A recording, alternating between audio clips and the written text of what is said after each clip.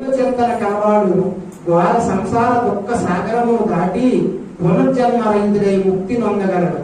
ఇందు ఎవ్వరికి సందేహం అవసరం లేదని భగవానుడే స్పష్టపరుచున్నాడు.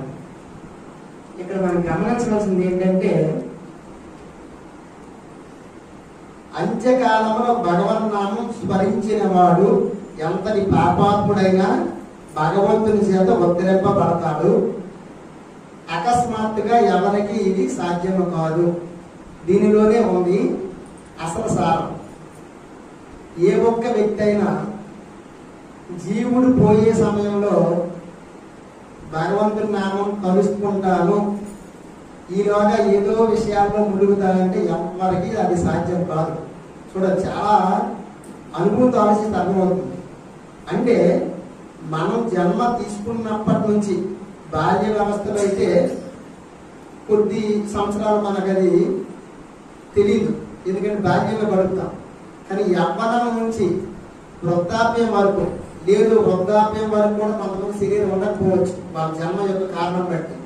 కానీ మన యవ్వనం నుంచి మనకి జ్ఞానం పరిచయం అయినప్పటి నుంచి, అంటే మనిషి జ్ఞానం అంటే ఇది ఆత్మ జ్ఞానం కంటే ముందు భౌతిక జ్ఞానం అంటే మనిషి ఒక వస్తువుని గుర్తించడం, తల్లిని గుర్తించడం, తండ్రిని గుర్తించడం. ఎప్పుడైతే అటువంటి జ్ఞానం మనిషిలో ప్రవేశిస్తుందో, ఆ జ్ఞానం ఎప్పుడైతే మనిషిని గుర్తింపగలుగుతాడో అప్పటి నుంచి నిరంతరం కూడా భగవన్నామ స్మరించుకొని ఉంటే తప్ప చివరిలో శరీరం అంటే ప్రాణం శరీరం నుంచి ఆత్మ విడిచిపోయే సమయంలో భగవన్నామ స్మరణ తలచడం అనేది అంత ఈజీ కాదు. అందుకే భగవంతుడు ఏం చెప్పాడంటే, చివరి వరకు నా నామస్మరణ అనేది చివరి వరకు నన్ను తలంపులో ఉండాలి. ఏ కార్యక్రమం చేసినా, ఏ పని చేసినా, ఏ సందర్భంలో కూడా నేను కేవలం శరీరం మాత్రమే, ఆత్మ పరమాత్మ యొక్క అంశాన్ని నేను. ఈ ఆత్మ ఈ శరీరంలో ప్రవేశించేది భగవన్నామ స్మరణ కోసం, భగవంతుని యొక్క కార్యక్రమం చేయడం కోసం, నేను ఉద్ధరించుకుంటూ సమాజాన్ని ఉద్ధరించడం కోసం.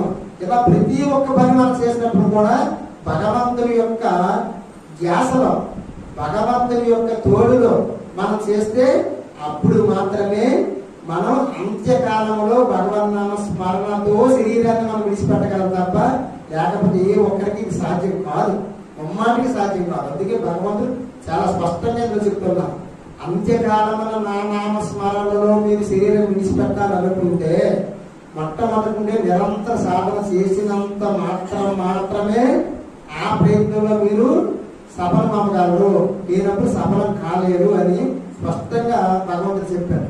అందుకే